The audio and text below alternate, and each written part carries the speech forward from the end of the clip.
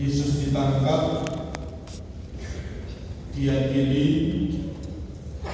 disiksa, ditolak, lalu disalibkan. Kalau ini boleh dikatakan sebuah film, mungkin kita akan bilang, kok tokoh utamanya kalah terus? Mana sesungguhnya pahlawannya? Tetapi justru disinilah yang menjadi misterinya. Yang kelihatan kalah ternyata menang. Yang kelihatannya lemah ternyata berkuasa. Yang disalib justru yang menyelamatkan. Mari kita lihat kisah sengsara yang baru kita dengarkan. Yang pertama, Yesus ditangkap, tapi Dia yang mengendalikan. Di Taman Getsemani, Yesus ditangkap dan pasukan datang lengkap. Tentara, senjata, obor, dan seperti menangkap penjahat kelas kakap. Padahal yang dicari hanya satu orang, yaitu Yesus. Dan saudara, seperti satu cerita yang dalam tanda kutip konyol, Yesus malah maju sendiri dan berkata, "Akulah Dia. Akulah Dia." Dan saudara, begitu Yesus bilang demikian, mereka mundur dan jatuh ke tanah. Artinya apa? Bahkan saat ditangkap, Yesus tetap berkuasa.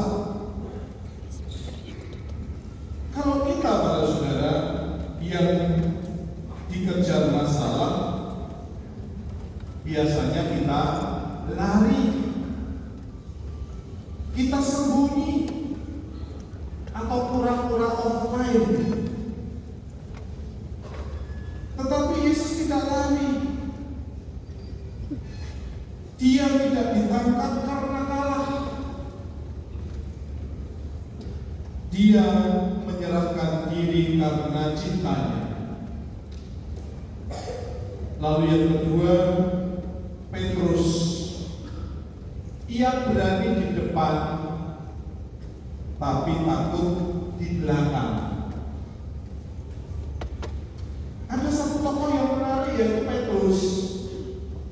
Awalnya berani memotong telinga prajurit, tetapi beberapa jam kemudian ditanya, "Kamu murid Yesus?"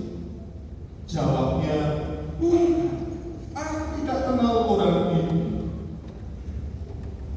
3 kali Petrus menyangkal. Ini sangat manusiawi. Kadang, para saudara, kita juga demikian. Di gereja kita mengaku, "Tuhan, aku ikut Engkau." Di kantor, iman nanti dulu. Seperti sinyal wifi, dekat routernya sinyal full, jauh dikit hanya connecting. Petrus jatuh, para saudara, tetapi tidak ditinggalkan. Inilah kabar baik bagi kita. Tuhan tidak mencari orang yang sempurna, tetapi yang mau kembali. Lalu yang ketiga, para saudara, Pilatus tahu kebenaran,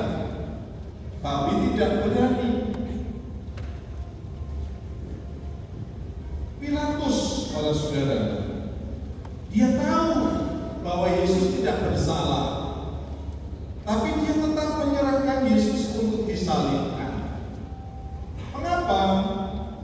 Karena takut tekanan orang banyak. Ini tipe orang yang tahu kebenaran tetapi tidak berani melakukan yang benar.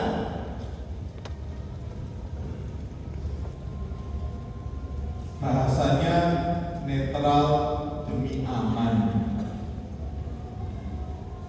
Padahal kalau saudara dalam iman, kadang kita harus memilih benar walaupun tidak populer. Lalu yang keempat, penyalipan. Cinta yang sampai habis. Disalib, Yesus berkata, sudah selesai. Ini bukan berarti akhirnya selesai juga penderitaan ini. Bukan demikian. Artinya adalah misi keselamatan itu sudah tuntas. Kita bayangkan para saudara dikhianati, ditolak, disiksa, dipermalukan. Tetapi Yesus mengasihi sampai akhir. Kalau kita disindir sedikit saja, dikritik sedikit saja, sudah unfollow, tidak disapa lagi, langsung baper 3 hari, bahkan seminggu, bahkan setahun. Inilah kita para saudara. Tetapi Yesus tetap mengasihi sampai mati. Lalu yang terakhir, bagaimana yang dapat kita renungkan? Salib itu bukan cerita masa lalu. Salib adalah bukti cinta Tuhan, jalan keselamatan, dan juga undangan bagi kita. Yesus tidak hanya mati untuk dunia, tetapi untuk saya, untuk para saudara semua yang hadir di sini secara pribadi. Oleh karena itu, bagaimana kita mengaplikasikannya dalam hidup? Yang pertama, jangan lari dari salib hidup. Kita memikul masalah, penderitaan, tekanan. Itu bukan tanda bahwa Tuhan itu jauh, tetapi tempat kita belajar untuk percaya. Lalu yang kedua, jangan seperti Petrus yang menyangkal. Iman bukan hanya di gereja, tetapi dalam kenyataan hidup sehari-hari. Lalu yang ketiga, jangan jadi seperti Pilatus. Tahu kebenaran saja tidak cukup. Harus berani hidup dalam kebenaran. Lalu yang keempat, belajar mengasihi seperti Yesus. Mengasihi itu tetap baik walau disakiti, tetap sabar walaupun tidak dihargai. Memang tidak mudah, tapi itulah salib yang harus kita pikul. Oleh karena itu, para saudara yang terkasih dalam Kristus, kalau ada orang berkata buktinya Tuhan sayang sama kita apa, jangan bingung, tunjuk saja salib Tuhan kita, Yesus Kristus. Karena di sana bukan cuma paku, bukan cuma darah, tetapi ada cinta besar yang ada dalam sejarah. Dan itulah yang kita lanjutkan, kita hadirkan kembali dalam peristiwa hari ini. Semoga para saudara yang terkasih, kita semakin kuat dalam cinta kita kepada Tuhan sampai akhir hidup kita. Kita menjalankan kebenaran dalam hidup. Kita setia kepada Yesus, kepada iman kita sampai akhir hayat hidup kita. Semoga berkat Tuhan menyertai kita.